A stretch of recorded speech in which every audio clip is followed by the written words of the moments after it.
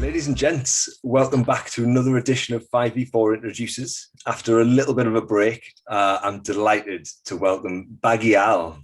Mate, Hello. Thank you so much for joining me. Mate, you're welcome. I'm absolutely chuffed. Like, thank you so much for asking me. Like when you asked, I was just like, "Oh, that's really awesome." I told one of my streamer mates, and she was just like, "That's so cool." I was just like, "Yeah, it's awesome. It's awesome." It's like my biggest problem with this is like being scared to ask people. So there's like I speak to Mosey quite a bit, and he was like, sent me a list of all these people, and I'm like, I don't know if they would, like, why would they want to come on? And I'm like, and then I kind of go through a bit where I'm like, right, you need to start getting people on, like, come on, just put your big boy pants on and ask. So big boy pants went on, and to be fair, I've only had like 2 people say no, and that was just purely because like one guy kind of plays a character on stream. I don't know if you've heard of it, KM Punk. Has like a full, I haven't heard of them. Oh, honestly, I've never seen a stream like it. Like, it is unreal. But he was like, I can't really come on and do it because I play like a cyborg character, and I've kind of built up this character so people don't know about me. I'm like, fair enough. And that makes sense, yeah. And then somebody else was kind of like, I don't really like being the center of attention, like, and putting myself out there. I'm like, absolutely not a problem at all. I can imagine that, yeah, because I suppose it's a bit. Some people don't feel comfortable with, like, at least I suppose with streaming, you kind of like you can distract yourself from you because you're playing games, aren't you? Yeah. I suppose if you're just like sat there talking, it's why some people won't do just chatting streams because they find it like everyone's staring at them. It's kind of like all eyes on them, and there's no game in the background to entertain them, is there? But I always found that a little bit strange, like or not strange, but it surprised me at how many people say they don't like being center of attention, but then stream, it's literally like when you put it like that, it is, because it's literally you are putting yourself on a platform where anyone in the world, if they wanted to, could just come and watch you, and it's like, ooh. But I get it, because I think when you're playing a game, it feels like you're just playing a game. Like that sounds silly, but it's kind of like, it doesn't feel like you're just sat in front of a camera recording. It's like you can focus on the game, you can distract yourself. Whereas like if you're just sat there, just kind of like someone asking you questions, I can see what I think. Because I've lost my train of thought. That's it. Because one of our streaming friends, Derek, he does his show, doesn't he? And one of my mates got asked to go on there, and she said no because she's a bit like, oh, not sure if I could. So it's kind of like, I get that. I get that. Nah, completely. That's why whenever I ask, I send people the link and just have a little look. Mate, you've had some really good people on there. Like, obviously, third channel, but Alcatraz Jazz. I love Jazz. I watched she streamed last night. Lovely. I absolutely adore Jazz. I always find it mad that she lived in Britain for a while. I always find that mad. I totally didn't know. Yeah. Like, we've done a couple where like serious topics have come up, and Jazz was one of them, and it was kind of, she'd put herself out saying that she wanted to talk about it, and I was like, oh, come on, let's do it. But most of the time it's just kind of like, we'll just have a bit of a chat, like, and if people watch and they think they seem really cool, or I quite like how they say, I'm going to go and check them out, then ideal. If it gets somebody one more viewer, then mate, brilliant. 100%. And like, I looked at the list of videos you've got, and there's some people on there I don't recognise. It's kind of like, I've kind of said, like, I've watched some of the bits of the ones of people I know, like Gap, Mike, and Jazz. Yeah. And it's kind of like, I still need to watch Informal Games, because I absolutely adore those guys. Absolutely love them. I still need to watch their video review. But yeah, there's a couple on there that I don't recognise, and I was like, I'll actually watch them and see if, like, check them out and stuff like that. That's what it's about. If it gets people one more follower, one more viewer, then we've done something right. And from a selfish point of view, I get to sit and have a chat with some really cool people that I never awesome, normally would have done. So I love that. But mate, it'd be cool if someone had like interviewed you, because you're awesome yourself. So that's always be a fun thing, pal. If it's sort of like I always think it's kind of like with this sort of thing, it's always interesting one day to see the roles reversed and someone ask you questions. That is the plan. So I think because I'm obviously good mates with Wesley Snipes, I think he's gonna be the one that kind of guest hosts. No, that would be amazing. I love Wesley. So we'll probably do like a bit of a double header when I do his own one, which is in the next couple of weeks. Then we'll do a bit of a role reversal. But anyway, back to you. Honestly, Matt, I could talk about other streamers too. We've got so many awesome people we follow on Twitch. We have indeed. We're talking about streaming. So how is it going for you at the minute? It's You've just passed 400 followers as well on Twitch, haven't you? Yeah, that was so it's kind of, it has slowed down a little bit purely because of my job. So when I first started, I joined Twitch in January because, funnily enough, I worked for BT for a good while. So I started working for them last year. Everything was going perfectly. Then, of course, the lovely pandemic decided to hit, which was great. So I'd gone from a really nice office job, really getting to know and meet everyone. And basically, I was kind of like sat by myself for like 6 months working from home. So I had to have some time off because it was driving me slowly insane. I think I know like one of my classmates works from home and he absolutely adores it. But I think it just wasn't for me. I like interacting with people. And it was just, I had to have time off. My mental health just took an absolute nosedive. I think because it's basically where I am now. It was the same four walls for like 6 months, and I was just like, I can't cope anymore. I've had enough. Yeah, it's rough, isn't it? Like I'm in that boat. Like I work from home, but I like it, but mainly because I've got the kids around me all the time and stuff. So yes, it's the same four walls, but it never looks the same because by the time you've tidied up, it's messy again and the kids are going mad, and but I get that. And I joined Twitch around that, so I was having time off work to look after myself, and I'd got a couple of mates who I went to school with who, funnily enough, I still follow, and we follow each other and drop in all the time. And they were like, "Have you ever got into Twitch? You love your games. You literally can play games and have fun all day." I was like, "You know what? We'll do it." And it kind of snowballed from there because I was able to, when I was off work, I was able to do like 5-6 streams a week. I was able to do like a lot of streams. Got to meet some of the awesome community people that we've got, and it's got again snowballed more and more. And absolutely love it. It's one of the best decisions I've made. My only regret at the moment is that I can't do it more because now I work in the actual store near where I live. I work about 35, 40 hours a week. And trying to juggle Twitch streaming with a full-time job, with family, with friends. It's tough. I thought it would be, when I started my retail job, I was like, oh, I apologise about the barking, Alfie, if you was able to hear that. Clearly someone just walked past the door that he didn't like. I was able to. I thought I'd be really easy to kind of like, I'll still be able to stream after every shift from work. But I'll tell you what, when you go back to working in retail and you're on your feet for like 8-9 hours, you forget how exhausting it is. You forget. It's tiring. Okay, I come back from work, I'm kind of like, I love streaming. I just want to sit down and do nothing. So at the moment, I mean, I'm still really enjoying it. I wish I could stream more, but it's probably about 2 or 3 times a week when I can fit it in. It sucks, in all honesty. I wish I could do it more.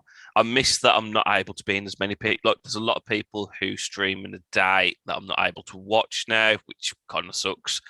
But there's a lot of people. It's kind of opened up myself because, to be fair, probably you're a good example because you and Wesley actually stream mainly in the evening times. That's actually meant I'm able to catch you guys a bit more now. So it's kind of, it swings and roundabouts. My streaming times have sort of changed. I can't catch as many people as I, but it means it's opened myself up to catch more people that I wasn't necessarily catching before. So definitely. There's always pluses and negatives to it. I'm really enjoying it. 400 followers was absolutely insane. I think now, kind of like before, I sort of got into the mindset of focusing on growth and all that stuff. Now, kind of like with retail and everything, I think I've actually gone into the mindset. I'm just happy to just do it, just to enjoy myself, which is, I think, the mindset I should have had in the first place. And now it's kind of like, just enjoy myself. If I can find time to stream and watch people, great. Yeah, definitely. Like, I was in a similar place like a little while ago and found myself streaming all the time, and it just got overbearing. Like, so now I'll stream maybe like every 2 or 3 days, but then I'll still be on playing games and normally be sat playing like Fortnite with somebody or whatever else. Yeah. But I've built that time in just to sit and not be behind the camera. And Exactly. like, you can play and lie back on the sofa and you don't have to talk relax, if you don't want to. A little bit. Yeah, it just keeps you sane a little bit. And I think the world's gone back to normal a little bit now as well, isn't it? So the people that you would normally expect to see live at certain times maybe have changed, 100%. Like yourself. Yeah, because I think near enough every day, I think for like about 3-4 months, I was streaming near enough like 5-6 o'clock on the dot without fail. Yeah. And it's kind of like, it is what it is, man. Like, I had this discussion with, again, another one of our streamer friends. It's kind of, it's like we were talking about it. It's kind of like it comes across selfish, but it shouldn't come across selfish, if that makes sense. It's kind of like adult life and having that time to yourself has to come first. Like, Twitch is amazing, but I do think at times we can get lost in the fact that, like, right, we have to push the content out, we have to be in people's streams, we have to do this, we have to do that. And I tell you what, it's okay to, I think it needs to be normalized more, that it's okay to take a step back and say, even if your best mate is streaming, if you need to have time to just have an evening to yourself, that's okay. Like, or spend time with, like, I always hate the term real life friends, because obviously we're all friends and kind of like stuff like that. But at the end of the day, there are people that you can actually go and meet quite easily in real life. Like my best mate who lives around the corner from me, I would class him as someone I can go and meet in real life. You can't just, I think it's very dangerous to sort of like get lost in Twitch. It's good to take that time to yourself. That's the one thing I've noticed. Yeah, it's easily done, isn't it? Like, I try and make sure that I have at least one night a week where Twitch doesn't even get opened. Yeah, I've started doing that. It's a good feeling. It's kind of, I tell you what's helped, because obviously I know you like the football yourself. It's helped with the Euros, to be honest, because it's given me an excuse. It's given me an excuse to just stick the football on, don't load Twitch up, don't load my computer up, and just focus on doing something. Especially when we've had like the 5 o'clock and 8 o'clock games. That's like, I've kind of like, I've looked at the games and thought, oh, I've got an evening off work. I'm not streaming that evening. I will just focus on that. And it's been nice. It's especially with like you said, everything opening up, and touch wood, we are actually going back to normal a little bit. I hope so. I can't take much more of everywhere being shut. I've me and my work colleagues, because like we've obviously we've all met during the pandemic and like all the clubs and stuff, so we haven't had like a night out. And I said, look, I forgot what a night out feels like a night out. I know. This. I know, it's scary, isn't it? Like, I went out Tuesday for the England game with a couple of friends that I haven't seen in about probably before the pandemic started. So it's scary. It's been a good couple of years. And then it's typical that, like, the first time we go out, the first time I've been to the pub that hasn't just been taking the kids for tea, one of them tests positive and I'm in COVID jail until next week. Honestly, when you messaged me that this morning, I was just like, no. Because I had the same things. We went out for an Indian, I think it was Tuesday, and look, we had to use the whole track and trace thing. And it's been in the back of my head, because I thought it would be flipping sod's law that the one time I actually go out for a meal, like as a family, like we've actually gone out, something will have gone wrong somewhere. It's just like, God. Right, I feel for you though, because like you said like earlier, like, it doesn't really change a lot for you because you have to work anyway. Yeah, I don't benefit. It's like if I isolated, obviously I wouldn't have to work, so I can't go into retail. But for working from home, mate, it's just like it's just a slap in the face. I wouldn't be surprised if I run out of milk, it makes it a bit more awkward.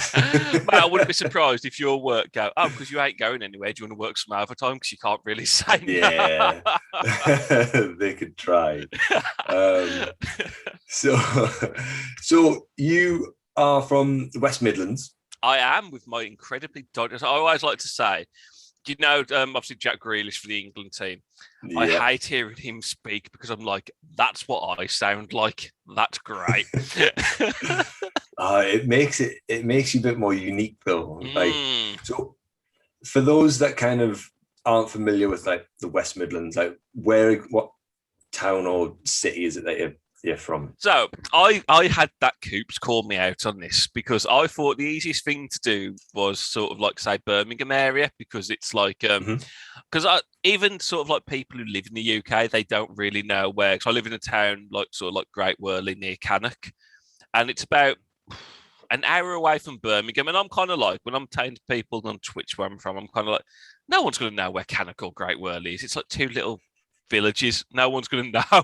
And so I always said, I'm just from near Birmingham. And then that Coops actually looked up where I lived and was just like, you're nowhere from Birmingham, you fake brummie. So literally now, every time I speak to Coops, he's kind of like, all right, fake brummie. And I'm just like...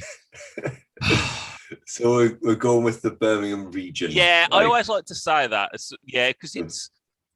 No one knows where Cannock or Great Worley... People from this area don't know where Great Worley is. It's like we're a little village and no one knows about us. I think we're the only interesting fact about Great Worley is that it's on a sign when you drive into the village is that we're paired with some random town in Poland. That's about as exciting as it gets. I mean, I'll tell you what, the one benefit we do have here is that it's an absolute beautiful place to live. Like we have lots of sort of like fields and farms and stuff like that. So it's an absolutely beautiful part of the region. Like it's absolutely beautiful.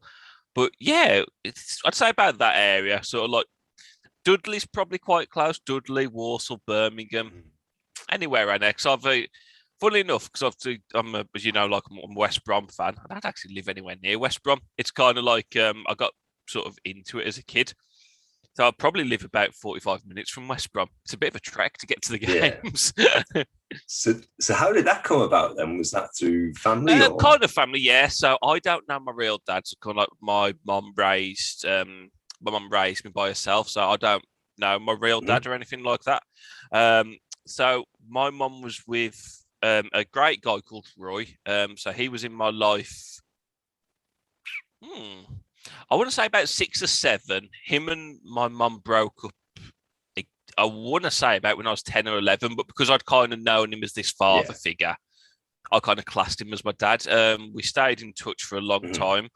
We lost touch about 4 or 5 years ago. I think sort of like because I was kind of getting older, kind of like you drift apart and stuff, to be honest. But for that time, he took me to funny enough, my first ever West Brom game was West Brom's first Premier League season. Man United, brilliant, at home. I'm pretty sure we lost 3-0 or 3-1. It was 2000. It was the 2002, 2003 season because it's the first one we ever got promoted. We lost to Man U at home. Good start to the season, just kind of like good start to the football fandom. Then lose your first game again. Yeah, what a game! But what a game to go to. It was interesting.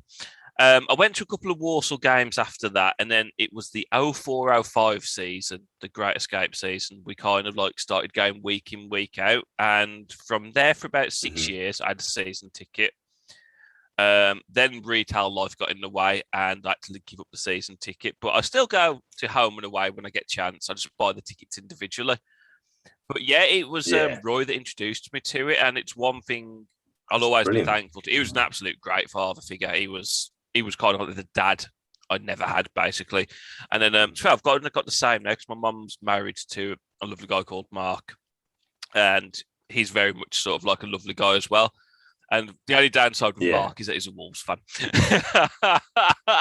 That's literally you can't have everything, I suppose. But yeah, it was Roy who got me into West Brom, and some of the memories I've created have been absolutely amazing.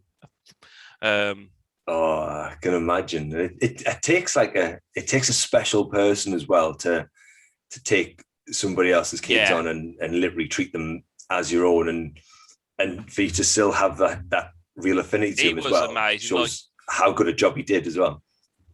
I miss him tons. We lost touch and stuff, which is sad. And it's kind of like one of them. I think it's tough when you've lost touch with someone to kind of like try and reconnect. And I lost his phone number. It's kind of sad in a way because I've got no way of actually getting in touch with him now. Which is, it's just one of them. He's happily married with someone else. But fair, like no doubt, hopefully when touch wood, when fans are allowed back in, I'll hopefully bump into him at the game and stuff like that, which would be nice. But yeah, he was absolutely, some of the trips we did, funny enough, we went up north quite a few times. I've been to Newcastle, been to Hull.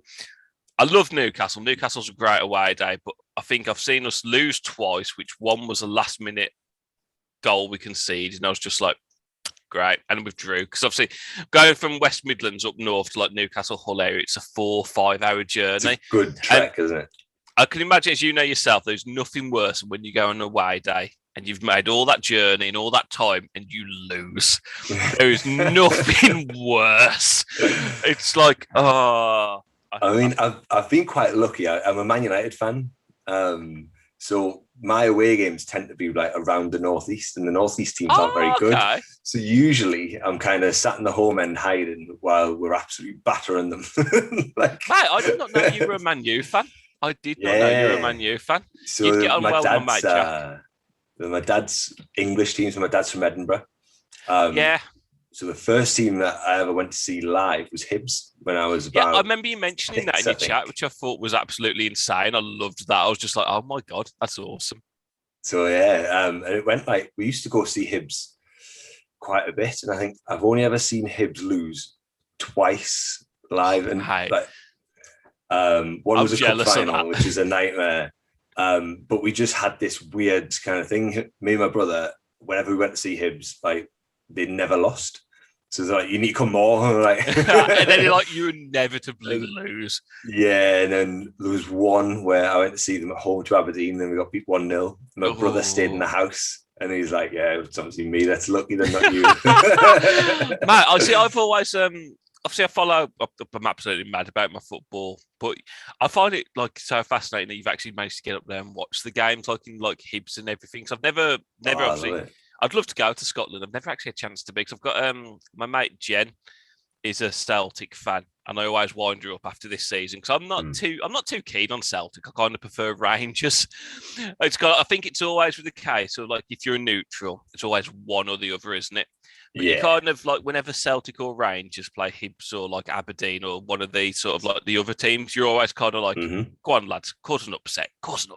Oh, it's always a good game, mate. I bet you had the two grounds I'd like to go to as well, like Celtic Park and Ibrox. When they're rocking, it would be amazing. I always keep hoping Albion will finally do a pre-season friendly at Ibrox or Celtic Park, just so I can go up and watch.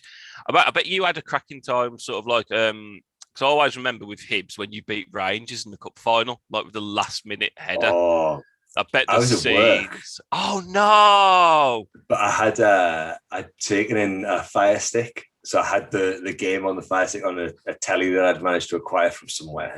Just kind of just hidden under my desk now. So I had it on. It was unbelievable. Obviously, like it was a 116-year wait to win the cup. Right, because obviously Rangers for that, like it was when they were in the championship. Even though they were in a championship, they were still massive favourites. And like it was, Hibs were in. I think Rangers hadn't been relegated then. I think they were still in the Premiership. Oh, they're still in the Premier at that point. Yeah, Hibs were in the league below because we'd been relegated. God, that's where I've got it mixed right. I always forgot you got relegated for a season, didn't you? Yeah, we did, and then Alan Stubbs turned it all around. But yeah, that was unreal. Like, I remember ringing my dad, and he was like just in tears, like in honestly, bits. That's the dream. Like I've had the closest I had with West Brom was we got promoted. Oh, under Tony Mowbray, Hibs, crack it. I love Tony Mowbray. He's I don't know I know like Hibs fans like him, but he's an absolute gent. He's one of the nicest. Been very lucky to meet him after a game, and he's just. I could sit and chat football with him for hours. He's just perfect. And we got promoted under him. I think it was 07-08, and we'd won the title. We had a cup semi-final. So the 4 teams left in were us, Cardiff and Barnsley, who were in the championship, and Portsmouth. And of course, West Brom being West Brom, we draw Portsmouth in the semi-finals. It's just like, and we honestly, on the day, we battered them, and it's the lowest thing I've ever felt as a West Brom fan, because the one thing, I don't care if we lost in the final. I just want to see my team get to an FA Cup final just in my lifetime. Yeah. If I lose, it's going to suck, but, I've still seen my team in the final. And seeing your team at Wembley's special. Honestly, we battered them. We hit the bar, and their goal came from our goalkeeper, had the ball on the line, had it in his hands. Our stupid defender, for some reason, kicked it out of his hands, hit a Portsmouth player, and it was an open goal. And I was just there. I was just like, Are you kidding me? And That's when you know it's not your day. Pompey beat Cardiff in the final, but it always hurts because I know full well if we'd have got Cardiff in the final, we'd have beaten them. And we'd have been. Yeah. A fun fact about West Brom, we are the only team in history in the English leagues to get promoted from the Championship or Division 1 and win the FA Cup. We're the only team in history to do it, and it would have obviously been history again. But yeah, we're the only team. I think it was 1919. It's one of these random facts that I love about West Brom. Kind of like, I just find it mad that no other team has won like the Championship and Division 1 and got promoted at the same time, like the FA Cup. It's a good effort.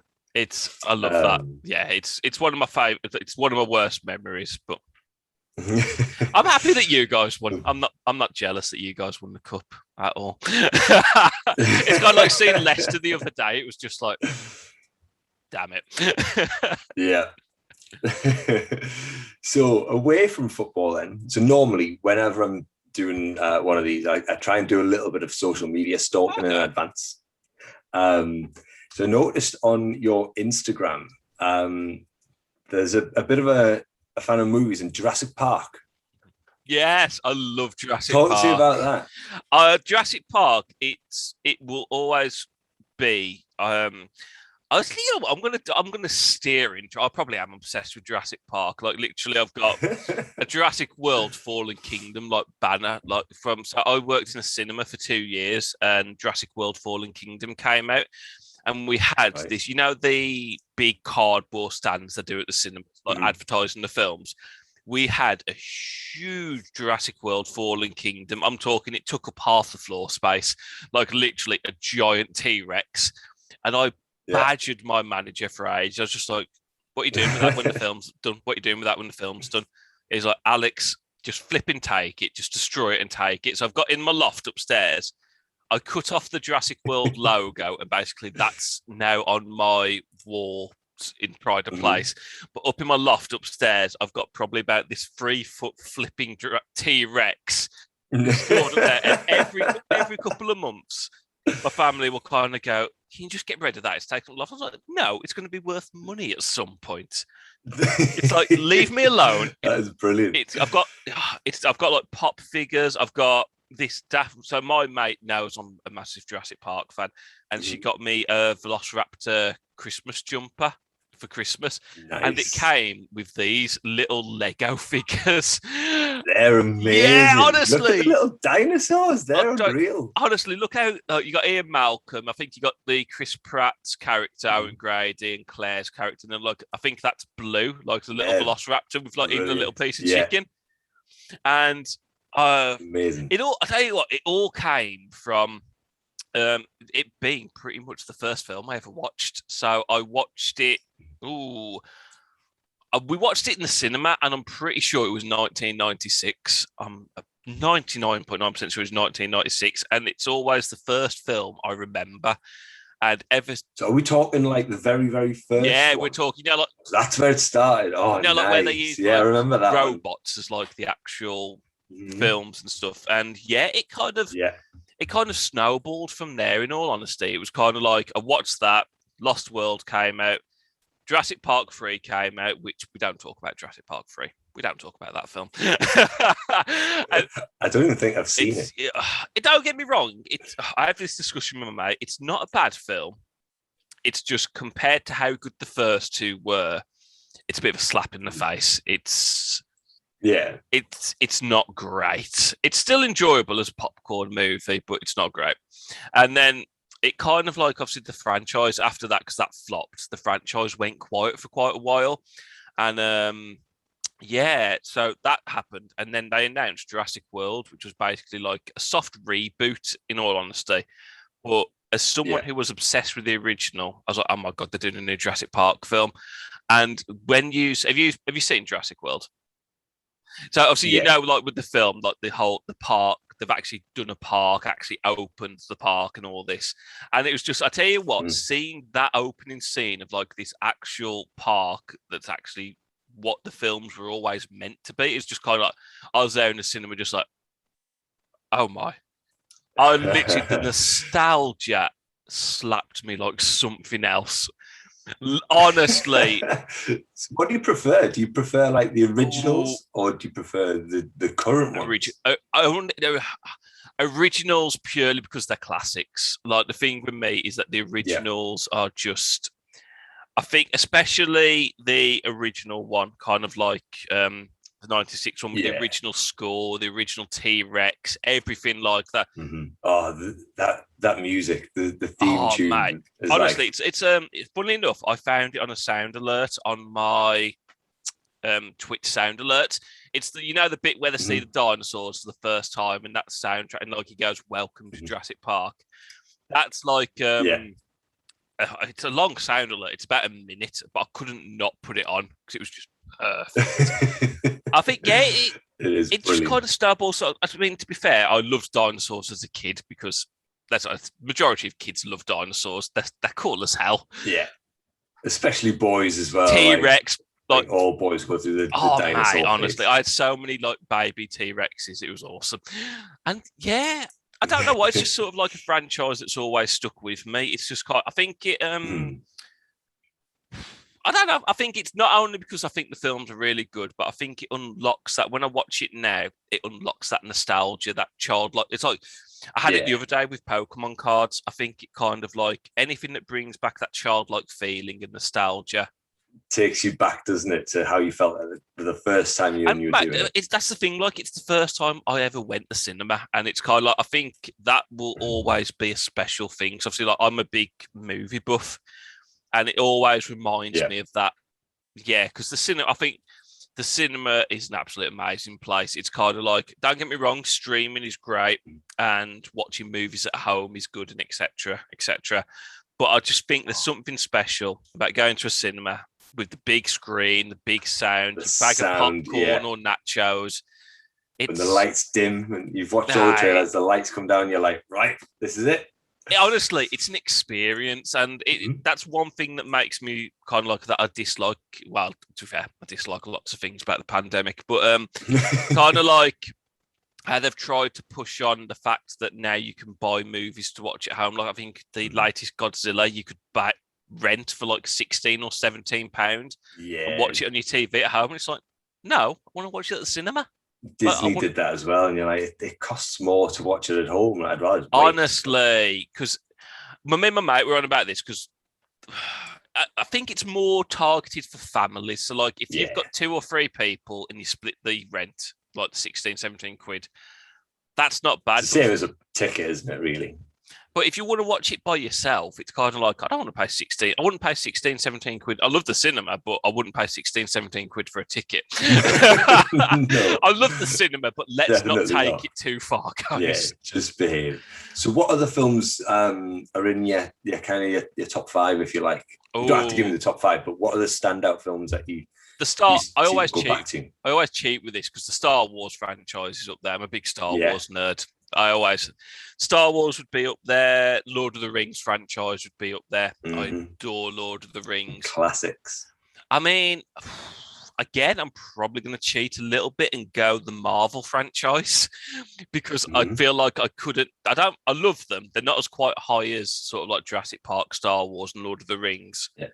but they are up there. I'm trying to think what. Are you more Marvel than DC then? Oh yeah, I like DC, but I think Marvel hits harder with its story notes. I think Who's your favorite superhero then? Spider-Man every time Oh, without there's fail. no hesitation there. Yeah, I so Spider-Man again. I think I have a thing with firsts. In all honesty, so Spider-Man was the first superhero movie I ever watched. So do you remember the Tobey Maguire version? Yes. That was the first one I ever watched, and yeah, from there it was just like, oh my god, Spider-Man is amazing. I need to watch more of this. And ever since when they, obviously again that was another franchise that took a hiatus for a bit. And when they announced Spider-Man was coming back, I was just like, the inner geek inside of me was there. Yeah. One question: did you cry at the end of Endgame? Yes. Just straight up, honestly. I cried at the end of Infinity War. I like cried like a baby because funnily enough, it was when I was working at the cinema. And one of the benefits of the cinema was when these big films came out, like Star Wars and Avengers both came out within the same sort of time period. Yeah. Obviously, we're going to be working. We don't want spoilers because you are going to have some customers come out and say, "Oh my God, that was amazing. I can't believe so and so happened." And you can't help but overhear it when you're there. And like, so one of the things we did the day before the films came out, we would allot some time to watch it all in advance as a group.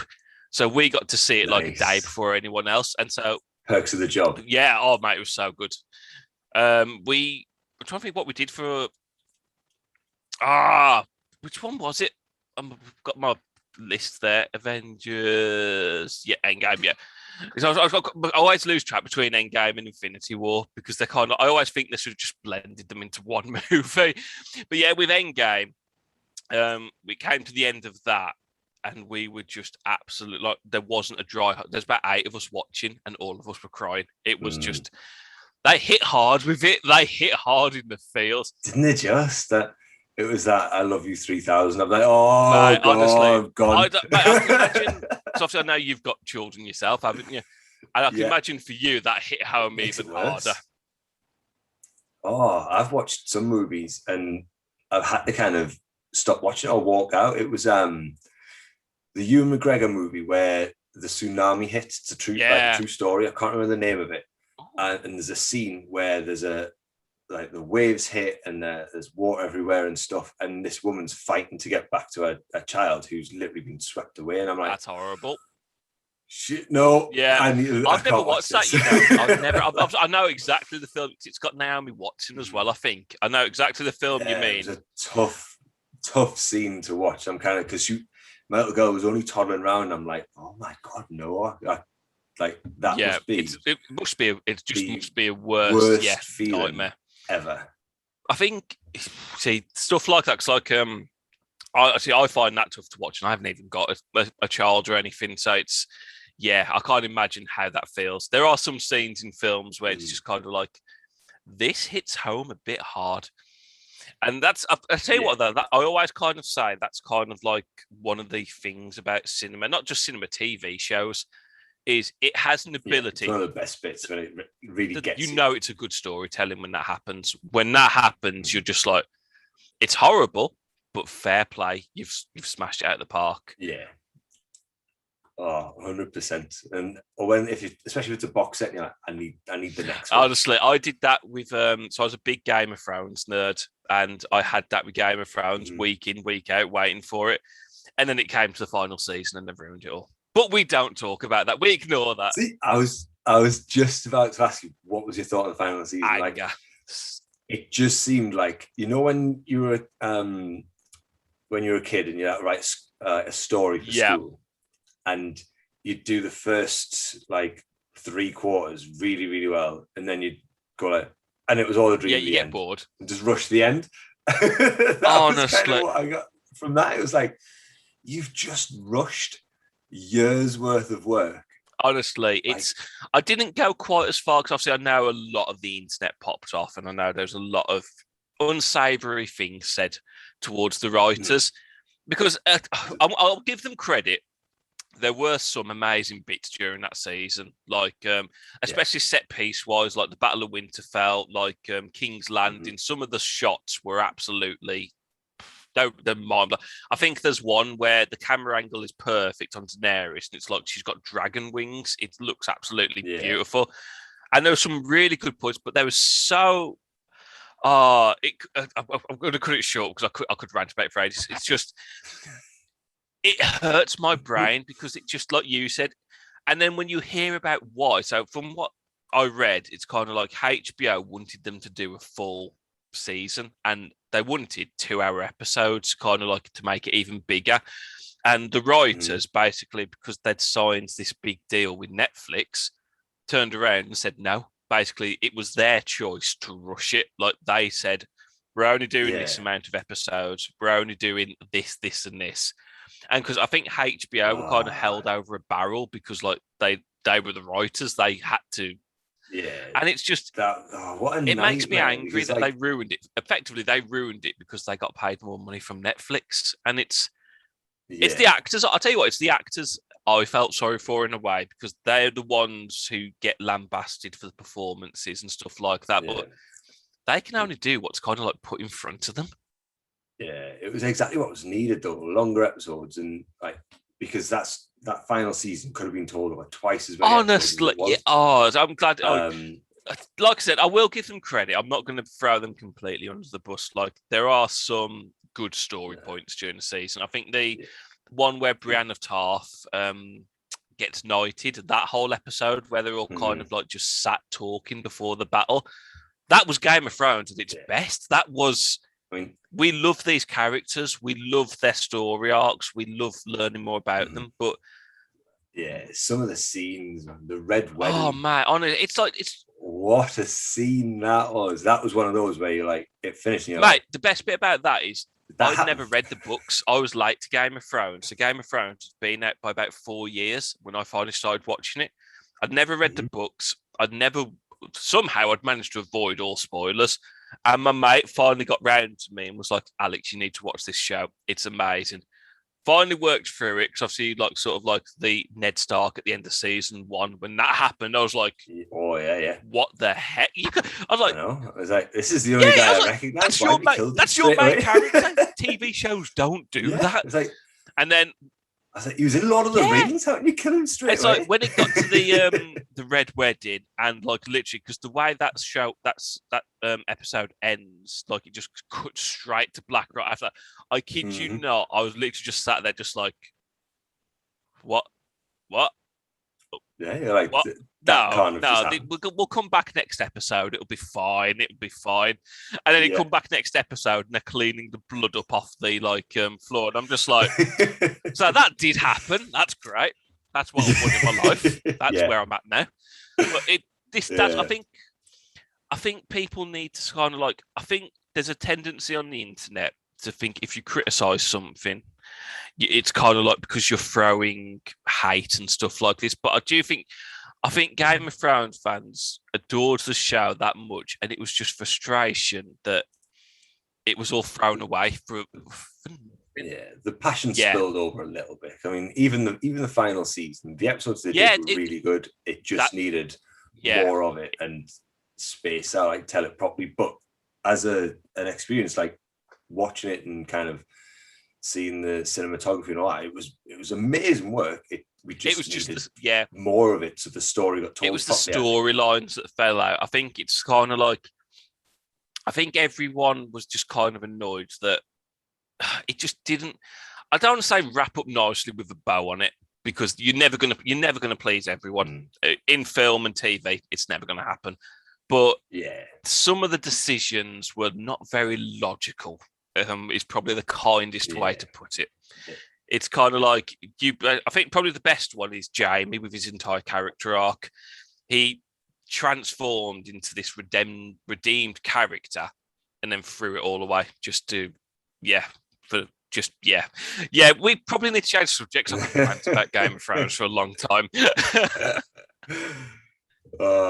Amazing. And just, I've got a couple of questions to ask, to try and put you on the spot at the end. But I noticed also you are a bit of a music fan as well. I know it was going back in your Instagram, like Blink 182 and all that kind of stuff. Is that still stuff that plays a big part in your life? Yeah, so Blink 182 were one of my favourite bands. And funnily enough, I can't remember which band member, but I noticed, I think Derek retweeted it. Yes, I think Mark from Blink 182 has got cancer, which is absolutely horrible. Send her best wishes. I saw that yesterday. So young, it's scary. Yeah, I think with that sort of thing, it always hits home when kind of like I don't say heroes, but kind of like people like music, sports. You kind of, probably fair to say we kind of put them on a pedestal and think normal things can't hurt them. Yeah. And then when stuff like, got loads of money, like, it's like when stuff like this happens, it's kind of like,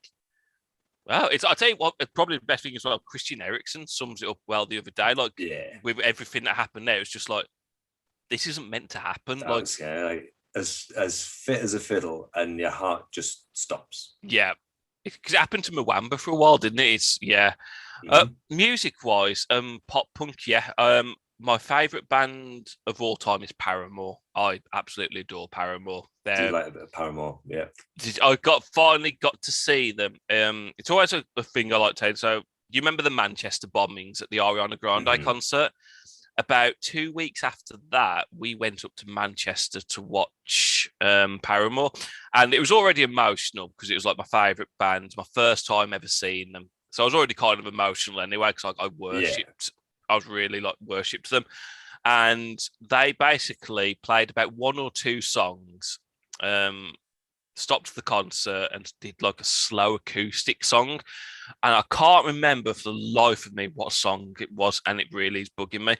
But I always remember, because I'm not going to at this point, I'd had a bit to drink as well. I think I let the emotions get the most of me.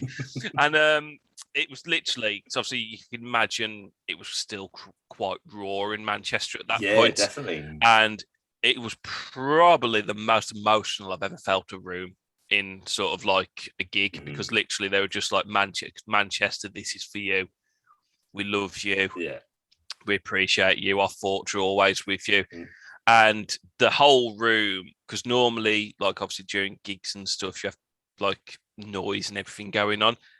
It was just like beautiful silence listening to Hayley Williams sing this acoustic song. I tell you what, I was crying. My mates were crying. The people in front of us were crying. It was just raw emotion, and I always like telling that story because I like.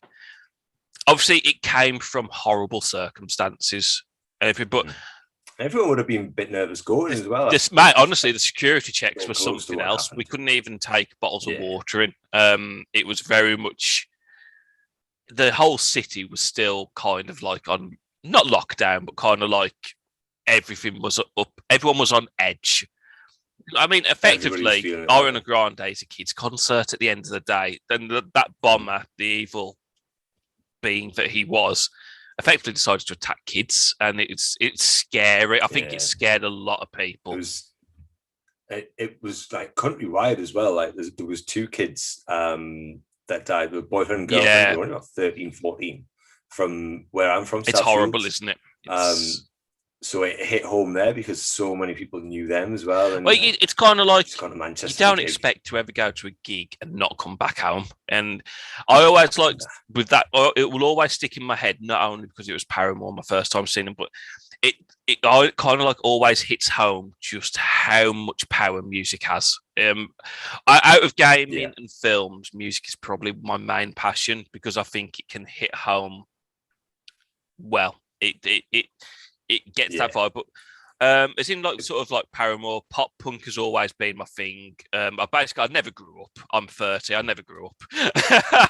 It's kind of like I saw All Time Low, one of my favourite bands, tweeted something the other day, and I think because one of them turned 31, and it was kind of like, is it just us, or does pop punk hit harder when like you get 30? And I'm kind of like, yes.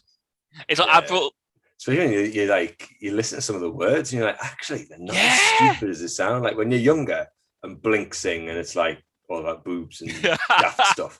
Then when you actually listen to some of it, like, you think, actually, there's some serious stuff in here, and they're not just writing pointless stuff for like teenagers. It hits home. There's like actual meaning behind some stuff. Blink 182 have done a lot of songs on kind of like drugs, addiction, suicide, and all that kind of things. If you listen long enough, like to the lyrics, there are a lot of hidden meanings, and it's a pop.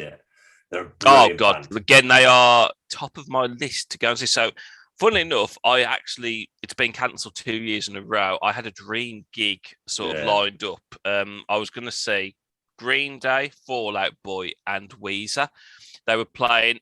Oh, that was the big one at Milton Keynes? Huddersfield, Edinburgh.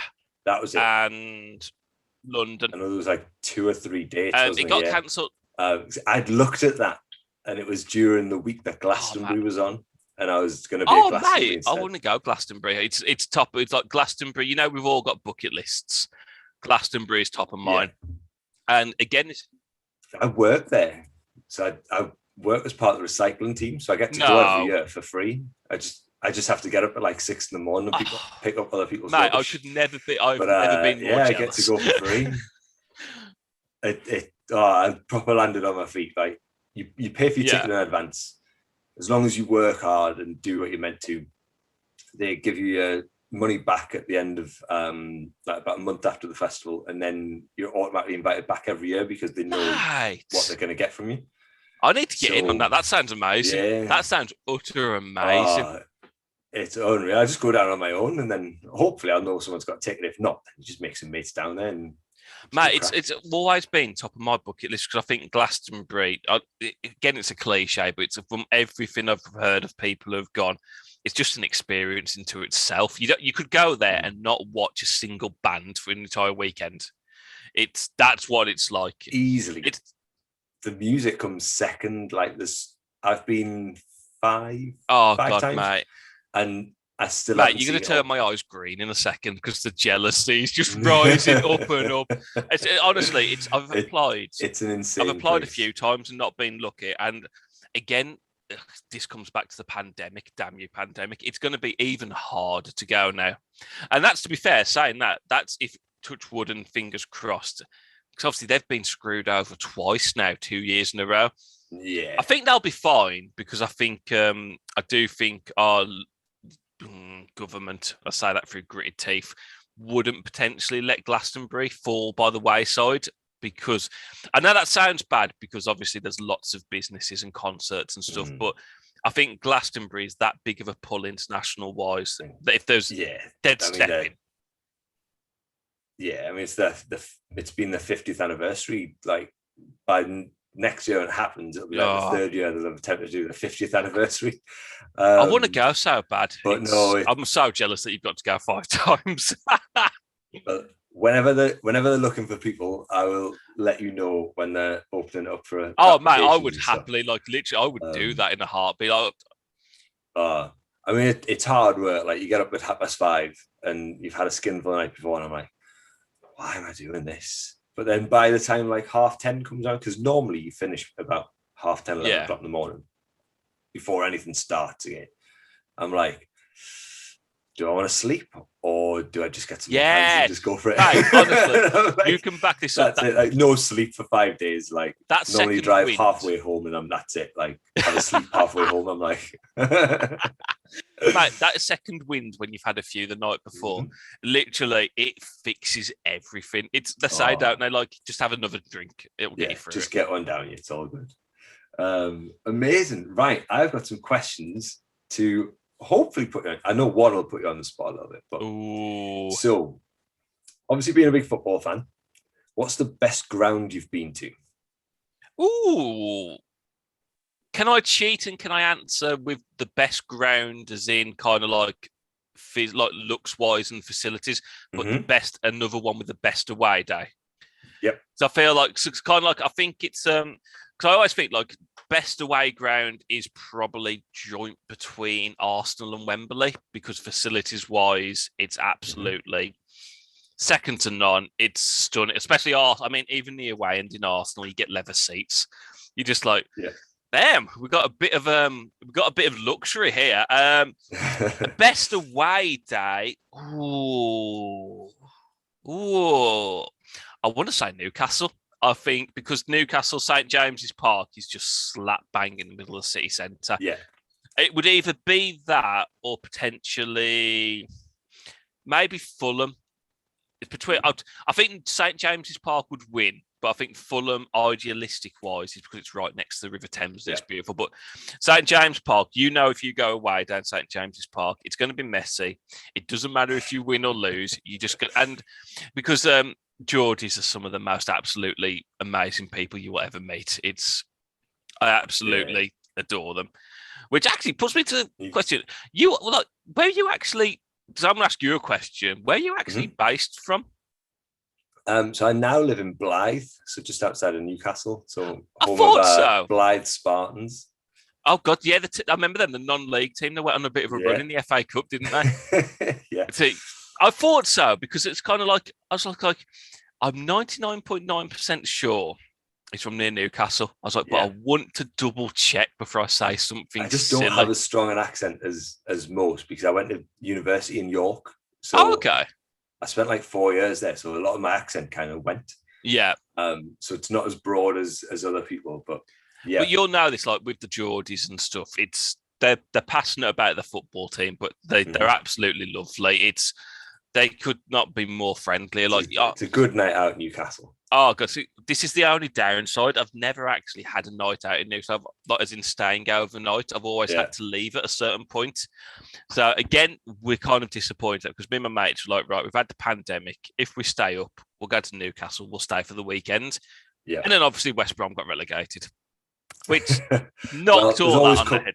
Always cup games, isn't there? So if it happens, I hope so. Get a room booked. We'll get some pints in.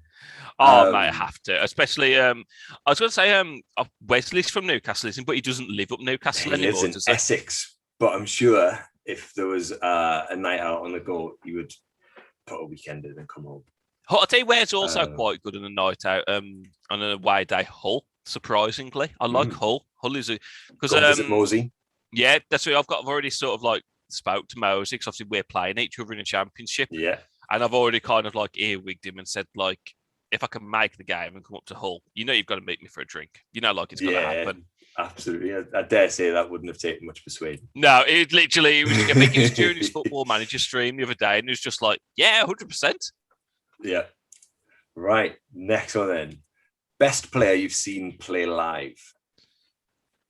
Oh, doesn't necessarily have to be for West Brom. Could be the opposition. So, I mean. Yeah, this is the thing. I've been quite... I don't want to say blessed because 9 times out of 10 they've absolutely battered us. It's a tough one, really, though, because we've seen a lot at West Brom. Kind of like you've had your Man Cities, you've had your Man Uniteds. I tell you what, a lot of people always think it would be Cristiano when we played against him. When I watched him, because I tend to go on how they perform on the day against us. Yeah, he had an absolute stinker against us when we played it. He just wasn't on it, which I was always really annoyed at because I was kind of like, damn it, I really want to watch you and see what you're like live. Oh, I tell you what, he would probably, because I like them as a footballer anyway, I always think they were massively, probably Didier Drogba. I've never seen anyone bully a defence as much as when Chelsea came to our place. Batter and ram, isn't he? We had some, like, I think, I'm trying to think who we had at the time. Maybe Jonas Olsen, and he was an absolute like beast. He would not make. He was a mountain. And DJ Drogba just made him look like nothing. It literally just like a shoulder barge. And I always remember like he shoulder barge Jonas Olsen. Jonas Olsen just went flying to the floor, and I was just like, huh. That's not meant to happen. Apart from that, I'd probably go Aguero. I've watched Aguero a few times. His movement off the ball is just. I don't think I've seen Kevin De Bruyne live. Don't think I've seen Kevin De Bruyne. I think it's mainly them. Kind of like Suarez for Liverpool. He ripped us to shreds. He just again movement off the ball. Actually, I apologise. I'm going to cheat. I'm going to pick a West Brom player, Lukaku. Yeah. Yes. Yeah. Because him for that season.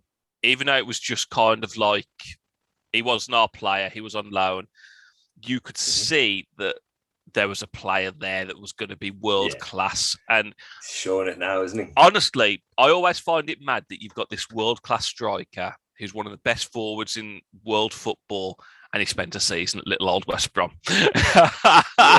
Honestly. But then you had David Beckham played for Preston North End. So...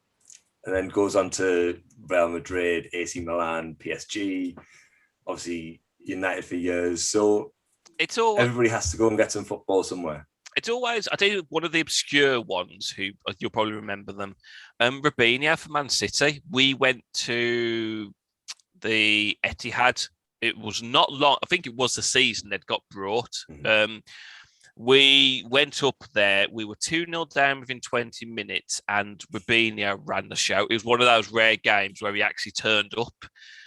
We pulled 2 goals back because Chrissy Brunt scored an absolute world. We love Chrissy Brunt. He's just a legend. I will argue best left foot in the league. He had. We pulled it back to 2-2, and then Robinho kind of like, honestly, it was weird because you could tell he wasn't interested half the time, and there would be times he was just like, I'm bored, I'm going to pick up the ball and score. And that's literally what he did. He picked up the ball just inside the box, played a quick couple of 1-2s, ran past 2 of our players and curled it top corner. And we were all there. We were just like, what can you do against that? Rumour has it he thought he was signing for United. I love that rumour. So you guys went in for him, but Man City came in at the last minute and basically paid more money, didn't they? Threw the world at him, yeah. And then he lasted about a season. Yeah. So, but last one to finish off, and this one might be a bit of a tough one, but we'll go with it. So, name 3 streamers, either small streamers or famous, that you would love to go for a pint with. Oh, okay. That's actually not too tough. That's actually, I am kind of going to like. I've only got to whittle it down to 3. I've kind of got a bit of a cheat one because I'm meeting this person next week. So Georgie Games is one because Georgie is one of my closest. Georgie has kind of like probably transcended that sort of like Twitch friend, real life friend now, because we're going to meet. There's a few of us meeting in London next weekend, which I can't wait. I'm so excited for. I'd probably go. Georgie's going to be one because she's absolutely she's an angel. I adore her to bits. We talk. I think me and Georgie we're talking enough every day because it's got to that stage where we ask each other for advice on actual life problems, not just Twitch problems. It's good that you can make. Yeah, Georgie would be one. This is the hard bit though, whittling it down to 3. Yeah. So I want to say again. I want to say another one, but I want to say Tom on. But Tom's in the same sort of friendship bracket as Georgie, so I'm not going to pick Tom on because Tom knows I want to go for a pint with him, and because he's sort of based up in Hull as well. So no, won't pick Tom on. I think Brody would be one. Brody would 100% be one, purely because I worry how drunk he could get me. Because I worry about that. I've seen what Brody's like once he's had a drink and like his drunk streams and stuff like that. And I'm just like, I'm very much kind of like, I don't say sheep, but if I see someone, if I'm with someone and they're drinking lots and having a great time, I'm kind of like, I need to carry on drinking and get to their level. Yeah, let's do it. So I worry that a night out with me and Brody would be probably waking up in a ditch somewhere, in all honesty. Or just in a very, very messy place. Oh. And the last one. So I've got about 3 or 4. I'm trying to think of different ones from different, because I kind of like, with Brody, I think them would kind of encompass kind of like our Canadian American friends, because obviously if I went over there, I'd go and see them. Thinking. Oh God, I'm struggling. My mind's gone completely blank. Because obviously Mosey, I'm going to go and meet him in Hull anyway. I tell you, there's too many people. You've broke my brain. My brain's completely broke.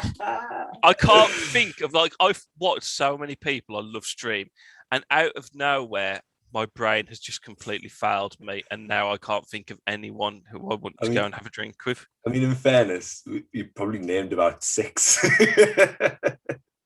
I mean, all the plans are in place. Exactly. This is the thing. Like, kind of like, this is what makes it harder. There's kind of like, I'm gonna cop out. I'm gonna cop out, and probably I didn't want to pick like Sklurp aside because I kind of like class him as kind of like the Canadian American people. Yeah.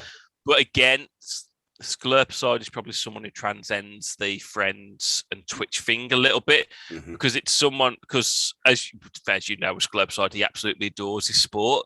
So literally, the prime example of how mine and his friendship is that literally I was taking the piss out of him for something yesterday, and because that's it, because he was streaming at 2 a.m.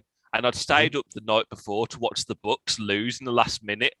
And it was just, I was like, oh, mate, I'm not going to stay up to watch your stream. The Bucks are worth staying up for, but you're not.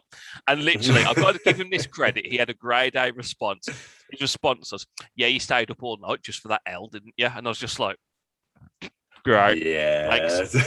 Thanks about that. Just literally slapping the face. But yeah, I'd love to go for a drink with Skullet, because I do think it would just be us taking the piss out of each other and talking about. Because my running thing with Sklurp at the moment is I keep winding him up that all Houston teams are trash, because he lets it. The best thing with Alex is he lets it. He makes it obvious. It bothers him because he's really like loyal to like his sports teams. Yeah. And he makes it so obvious that he hates his sports teams being insulted. So I think Houston Astros. I think baseball team. I don't really follow baseball, which makes it even better, because I'm just like, they're dirt, they're dog water, they're trash. And he's like, we've just won 10 games in a row. I'm like, yeah, but you're still rubbish, though, mate. And he's just like, but we're not rubbish. I'm just like, we're still rubbish. When did you last win it? And my go-to response is, when did you last win a championship? And he's just like, I hate you. Because he makes it so. The thing with me is, I love like being a wind-up merchant, and if you show me a way to push your buttons, and I see that it bothers you, I'm going to carry on. But the best bit is he does it with me as well. He knows what pushes my buttons. That's what. Yeah, I'd probably go Georgie.